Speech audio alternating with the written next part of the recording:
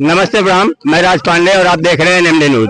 दोस्तों, अभी मेरी मौजूदगी है कांग्रेस की नेता है रेखा सिंह जी और इनसे मैं मिला तो मैडम जी, आप मेरे चैनल पे पहली बार आ रही हैं, आपका बहुत बहुत धन्यवाद। थैंक यू भैया, धन्यवाद। आपको भी प्रणाम, दुआ, नमस्कार। अच्छा, ये बताइए मैम, जो पहलगांव में हुआ, जो हमारे 28 लोग पाकिस्तान के कसाई आए थे और उन कसाईयों ने हमारे 28 हिंदुओं का नरसंहार किया, इस पर आपकी क्या राय? वो तो आप जान ही रहे हैं, भाजपा सरकार में कहते हैं ना हम हिंदू हैं, भगवाधारी हैं, तो क्यों हिंदू को क्यों नहीं बचा लिए? क्यों नहीं बचाए? उनको बचाना चाहिए ना। हिंदू का सुरक्षा हमारे नरेंद्र मोदी माननीय जी, योगी जी, आपका सरकार जो है, मंत्री जी सब है ना, तो क्यों हिंदू को मारा गया? आप खुद ही सोच रहे हो, सोच रहे हैं कि सोच रहे हैं? हर मुद्दा पे होता है कि मुस्लिम को मस्जिद तोड़ो, मुस्लिम को मस्जिद तोड़ दो, मुस्लिम कहीं दिखे ना, हाँ, और पिछड़ा वर्ग लोग ना दिखे, दलित लोग ना दिखे, तो क्यों हिंदू को मारा गया? हिंदू को क्यों नहीं बचा लिए हमारे नरेंद्र मोदी माननीय जी? अच्छा मैम, एक बात बताइए, जो मस्जिद अवैध बनी है, अवैध निर्माण हुआ है, अगर उसको कोई भी गवर्नमेंट हो, चाहे भाजपा हो, कांग्रेस हो, कोई भी गवर्नमेंट हो, क्या उसको तोड़वाना नहीं चाहिए? देखिए, मस्जिद जो है वो मुस्लिम अपने धर्म से मान रहे हैं, हम लोग पूजा तो सब कोई करता है, बिल्कुल, चाहे हिंदू अपना पूजा कर रहा है, मुसलमान अपना पूजा कर रहा है, अपना अपना धर्म निभा रहा है, वो अपने धर्म में मस्त है, अपने धर्म में मस्त है। तो हमारा क्या सिद्धांत है, वो अगर पूजा कर रहा है, वो नमाज पढ़ रहा है अपने मस्जिद में, तो मस्जिद जो बनी हो उसको सुरक्षा रहना चाहिए और मंदिर जो बनी है उसको रहने दिया जाए। नहीं, मेरा कहने का ये मतलब है मैम, आप देखती होंगी बहुत सारी जगहों पे रोडें बनती हैं, मंदिर अगर उस रास्ते में आता है तो मंदिर को भी तोड़ा जाता है। तो मेरा ये कहने का मतलब था, जो मस्जिद वैध है उसको तो कोई छूता नहीं है, जो अवैध बनी है उसी को सरकार तोड़वाती है। ऐसा कहीं दिखा नहीं कि मंदिर टूटी गई है, ऐसा कहीं दिखा नहीं कि मंदिर टूटी गई, हर जगह दिखा मस्जिद तोड़ दिया जाए। बाबा का बुलडोजर आ रहा है, गरीब का झोपड़ी तोड़ दिया जा रहा है। वहाँ बाबा का बुलडोजर कहाँ जाता है? जब दिन दहाड़े किसी का गला कट जाता है तो बाबा का बुलडोजर कहाँ जाता है? उनका घर क्यों नहीं गिराया जाता है? जब दिन दहाड़े हमारी बहन बेटियां की इज्जत लूट के जला दी जाती है, तब बाबा का बुलडोजर कहाँ है जो उनका मकान नहीं गिराया जाता? अच्छा, ये बताइए, मैंने पहलगाम मुद्दे पे आपके जो कर्नाटक के सीएम है सिद्धरमैया जी, वो बोले कि हमको पाकिस्तान के ऊपर हमला नहीं करना चाहिए, ऐसा क्यों बोल रहे हैं मैम वो? अरे अब वो जाने, नरेंद्र मोदी जाने। नहीं, सिद्धरमैया कांग्रेस के हैं ना मैम? जी जी जी, ऐसा है, कांग्रेस रहे, क्या कर रहे हो? उन्होंने कहा कि हमको पाकिस्तान के ऊपर हमला नहीं करना चाहिए। वो गलत बोले हैं, जो गलत है तो गलत है, गलत है, लेकिन वो गलत है तो गलत है। वो कांग्रेस के चीफ मिनिस्टर हैं। क्या बिना राजमाता सोनिया गांधी और राहुल बाबा के बिना अनुमति के उन्होंने ऐसा बोला है? तो पॉसिबल नहीं हो सकता। नहीं, क्या होता है ना, बड़े लीडर पता ही नहीं पाते हैं, नीचे वाले लीडर क्या क्या कर जाते हैं हम लोग को पता नहीं चलता मैडम। लेकिन आजकल तो सोशल मीडिया है, तमाम चैनलों पे उनका बाइट चला, और जब उनको पता चला राहुल गांधी और सोनिया गांधी को, तो क्या उनको जो है उस पर से हटा नहीं देना चाहिए था? हटाने की कोशिश कर रहे हैं ना, चर्चाएं चल रही है, हटाने की कोशिश कर रहे हैं।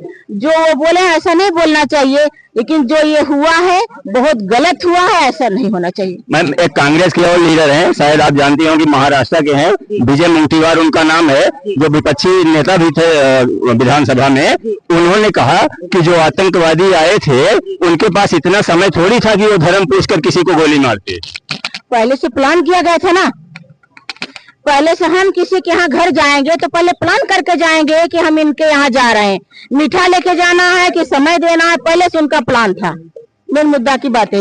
नहीं, मेरा ये कहने का मतलब है मैम, शायद आप मेरी सवाल को समझ नहीं पाई, कि उन्होंने बोला कि आतंकवादियों के पास इतना टाइम नहीं होता है कि वो धर्म पूछे और गोली मारे। उनका ये कहने का मतलब था कि जैसे जो आदमी हम खत्म हो गया, एक्सपायर हो गया, मर गया, उसके परिवार वाले बता रहे हैं कि धर्म पूछा, कलमा पढ़ने के लिए बोला, उस पर भी उनको संतुष्टि नहीं हुई तो पैंट तक उतरवा दी। ऐसा है, बिना अगुआ का कोई होता है कुछ काम नहीं होता, चाहे शादी हो चाहे ब्याह हो, तो पहले से कुछ न कुछ अगुवाई भई थी वहाँ, उनको सूचना पहले से मिली थी। मेरा बात यही है। अच्छा, आपकी बात लेकिन ठीक है मैम, जहाँ देश की बात आती है तो कांग्रेस के कुछ नेता ऐसा अनाप शनाप बयान क्यों देते रहते हैं? इसको तो जो कांग्रेस के अध्यक्ष हैं राहुल गांधी जी हैं, उनको पार्टी के नेताओं को समझाना चाहिए ना। सुनिए, हमारे राहुल गांधी पढ़े लिखे हैं, अच्छे लीडर हैं, युवा हैं, गरीबों के मसीहा हैं, गरीबों के बीच चलने वाले हैं, सबको लेके चलने वाले। आप देख रहे हैं कितना मेहनत कर रहे हैं राहुल गांधी, देख रहे हैं ना। तो उनको छोटे लोग पसंद है, मोची पसंद है, हरिजन पसंद है, मुस्लिम भाई पसंद है। क्यों आपकी सरकार है जो भाजपा सरकार क्यों जैसे नहीं, मेरी नहीं है भाजपा सरकार, सबकी है। ये नहीं करे कि भाजपा सरकार में केवल उनको ठाकुर दिख रहे हैं, बनिया दिख रहे हैं, लाला दिख रहे हैं। क्यों दलित लोग नहीं दिख रहे हैं? क्यों मुस्लिम भाई नहीं दिख रहे? क्यों मुस्लिम बहनें नहीं दिख रहे हैं? क्यों बाबा का बुलडोजर कहाँ जाता है जब बहन की इज्जत लूट के जला दी जाती है? जब बहन के भाई का गला कट जाता है तो बाबा का बुलडोजर कहाँ रहता है कि क्यों नहीं उनका घर गिराया जाता? नहीं मैम, मोदी ने तो बोला कि जो 5 करोड़ हमने घर वितरण किया उसमें सबसे ज्यादा मुस्लिमों को जो है घर आवंटित हुए। मोदी ये भी कहते हैं ना, मोदी हमारे माननीय जी ये भी कहते हैं कि गरीबी दूर करो। वो गरीब को ना दूर को गरीबों को हटा देते हैं। गरीबी ना दूर करके गरीबों को हटा देने की कोशिश कर रहे हैं। तो ऐसा नहीं करना चाहिए। नरेंद्र मोदी जी से मैं कह रही हूँ कि सबको लेके चलिए, सबका साथ सबका विकास आपका नारा था। बेरोजगारी है प्रयागराज में देख रहे हैं कितने रुपया लग गए, कितने हमारे भाई बहन वहां मर गए हैं कि नहीं भैया? कितने मर गए, वो लौट के आएंगे? नहीं आएंगे। और वही पैसा कहीं अगर कंपनी खोली गई होती तो गरीब असहाय के लोग वहाँ नौकरी करते, अपने बच्चों को जिलाते। मैंने एक बात बताइए, हमारे जो असदुद्दीन ओवैसी साहब हैं, क्या कांग्रेस पार्टी के नेताओं को उनसे सीख नहीं लेनी चाहिए? क्योंकि ओवैसी साहब तो खुल के पाकिस्तान के विरोध में बोल रहे हैं। मैं उनका एक भाषण सुना, उसमें उन्होंने यहाँ तक बोला कि जो लश्कर तैयबा है वो पाकिस्तान की नाजायज औलाद है। और वहीं कांग्रेस के कुछ नेता मैम वो जो है पाकिस्तान के फेवर में बोलते हैं, और जब फेवर में बोलते हैं तो वही बयान जो है पाकिस्तान में वायरल होता है और वो लोग उसी को दोषी बना के जो है यूएस में भेजते हैं। बिना गुरु को ज्ञान नहीं होता। गुरु जरूर जो हमारा लीडर है, पहले उनकी बात सुने, किस डोर पे वो चलना चाहते हैं, क्या उनके मन में विचार है।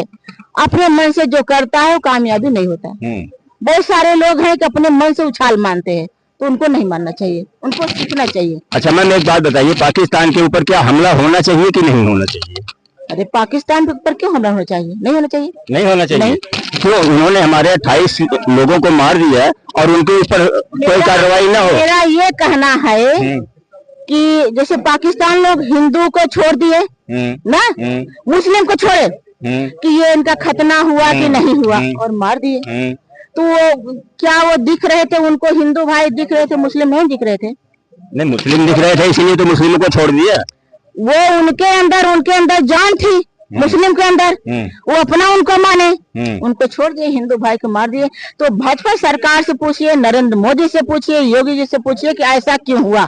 ऐसा नहीं होना चाहिए। नहीं, आप सबसे मुख्य विपक्षी पार्टी हैं इस समय भारत में। आप खुद बोल रही हैं, जो बात आपके नेता बोल रहे हैं वही बात आप भी बोल रहे हैं कि नहीं पाकिस्तान के ऊपर क्यों हमला होना चाहिए। नहीं, जैसे वो उनका बदला तो लेना ही है। हाँ वही, ये सरकार उनका बदला ले, जो हमारे भाई शहीद हो गए, अनानाथ के मारे गए, उनका बदला तो लेना चाहिए। लेकिन ना तो मेरी सरकार है। नहीं, मैं आपसे मेरी सरकार सत्ता में नहीं है, न मेरे राहुल गांधी। मैं आपसे ये बोल रहा हूँ, बदला तो अवश्य लेना ही लेना है, बिल्कुल लेना है। नहीं, जैसा आपने सुना होगा मैम, वहाँ के एक रेल मंत्री हैं पाकिस्तान के, उन्होंने बोला कि हमारे पास जो 130 परमाणु बम है, वो परमाणु बम हमने सिर्फ भारत के लिए रख रखा है। बताइए पहले, ये पाकिस्तान की कितनी घटिया सोच है, पाकिस्तानों की कितनी घटिया सोच है। इनको हिंदुस्तान दिखता ही नहीं, हिंदुस्तान के अंदर जज्बा नहीं, खून नहीं, जुनून नहीं, उनको पाकिस्तान ही दिखता है। उनको गलत फहमी में है, वो अपना दिमाग अपना उधरे लगाए। जिस दिन हिंदुस्तान जिंदाबाद है, जिंदाबाद रहेगा। जिस दिन हिंदुस्तान का खून उबलेगा, पाकिस्तान यहाँ से कहीं चला जाएगा, उसको पता नहीं चलने वाली है। आपने शायद सुना होगा शहबाज के जो भाई है नवाज शरीफ, उन्होंने भी शहबाज शरीफ को बोला कि हिंदुस्तान से पंगा मत लो, ये मोदी है, ये तुमको जो है गर्द में मिला देगा, तुम जो है राजनीतिक तरीके से उसको मसले को समझाओ। लेकिन वहाँ के जो बड़बोले नेता हैं वो समझ ही नहीं पा रहे हैं कि हमको क्या बोलना है, क्या करना है। तो क्या करोगे? जिसके पास दिमाग नहीं क्या समझेगा? क्या समझेगा? जिसके पास दिमाग ही नहीं तो जो आओ भाई जो आएगा वो बकबे करेगा। और बहुत सारे लोग ऐसे टहल रहे हैं जिनको जानकारी नहीं है, कुछ वो बोलते रहते हैं। लेकिन पाकिस्तान जो किया वो बहुत गलत किया, बहुत ही गलत किया। ये समझ लीजिए। मेरा आखिरी सवाल है आपसे, आप कांग्रेस के लीडर हैं, 2027 में आप विधानसभा लड़ेंगे मैम? जी, अभी तो मैं दावेदारी कर रही हूँ, टिकट की झंडी मुझे मिल गई है, लेकिन ये हमारे भाई लोग जनता समझेंगे कि हम उस लायक हैं कि नहीं है।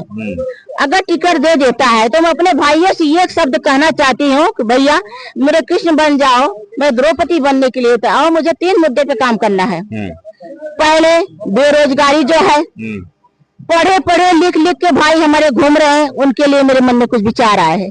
मुगरा में जो जाम लगता है उसके लिए मैं सोच रखा है, अपनी बहनों के लिए मुझे सोच रखा है जो उनकी सुरक्षा नहीं दिला सकते। इसी 3 मुद्दे पर मुझे काम करना है। मैम अभी जो मौजूदा विधायक है यहाँ पंकज पटेल, वो पंकज पटेल ही नहीं, मैं सब नेताओं को बोलूंगा कि जो भी नेता आता है मैम चुनाव के टाइम पे वो तो बड़ी बड़ी बातें करता है, और जब चुनाव जीत जाते हैं, अच्छा है। जब चुनाव जीत जाते हैं उसके बाद वो 5 साल फिर अपनी फॉर्च्यूनर से ही दिखते हैं, बाकी क्षेत्र में नहीं दिखते। कहाँ रोड टूटी है, कहाँ नाली खराब है, कहाँ क्या खराब है, उनको काम से मतलब ही नहीं है। इस सवाल पे मैं कह रही हूँ, अगर एक कुत्ता मैं जिलाई थी, उसके पैर में चोट लग गई तो मैं हल्दी प्याज बनी। अगर कुत्ता को पाले तो जिला सके तो अपने बहनों को जनता का सेवा नहीं कर सकती। मुझे गरीब लोगों से प्यार है। मेरी परीक्षा ले लीजिए, मेरे गांव में घूमिए, सर्वे करिए, हर जगह घूमिए, जब आपको दिखेंगे हमारी बहनें हमारे भाई बताएंगे कि हाँ रेखा बहन यहाँ मट्टी हो गई, यहाँ शादी हो गई, यहाँ बीमार हो गए। देखिए MP MLA बाद में बनोगी कि नहीं बनोगी, लेकिन मेरा आखिरी सवाल है, अपने भाई के लिए मेरी लड़ाई जारी रहेगी, अपने बहनों के लिए लड़ाई जारी, चाहे रास्ता की बात हो, चाहे कॉलोनी की बात हो, चाहे राशन कार्ड की बात हो, चाहे जो भी बात हो। ठीक है मैम, हमारे जो व्यूअर आपको देख रहे हैं मुगराबाद शाहपुर के, आपकी विधानसभा के, उनसे आप क्या कहना चाहेंगे? मैं आपसे हाथ जोड़ के निवेदन करना चाहती हूँ, आपकी छोटी बहन हूँ। विधानसभा मेरा मायका, विधानसभा मेरा ससुराल है। मेरा लक्ष्य है अपने भाई को, अपने बहनों को, सबका सम्मान, सबका विकास। और आप लोग अगर चाहोगे तो मैं विधायक बनूंगी, नहीं तो आपकी बहन रेखा सिंह कंधे से कंधा मिला के चलेगी, चाहे MP MLA बनो और न बनो। मेरी राजनीति मेरे हस्बैंड ने करवाई है। उन्होंने कहा कि आप घर में बैठी रहती हो, घर में से निकलो बाहर, महिला सताई जाती है, भगाई जाती है, जलाई जाती है, तभी मैंने ठान लिया कि कुछ लोगों के बीच में करना है। यही मेरी आखिरी सवाल है। सबसे मैं निवेदन करती हूँ, आप लोग सोचोगे मेरे लिए तभी मैं कुछ कर पाऊंगी, नहीं तो जहाँ आप आदेश करोगी आपकी बहन आपके लिए तैयार रहेगी। तो ठीक है दोस्तों, यही था रेखा सिंह जी के साथ बारे में क्या बोलना है। आप कमेंट बॉक्स में अपनी राय लिख सकते हैं। आपसे मिलते हैं किसी अगले वीडियो में, तब तक के लिए जय हिंद, जय भारत।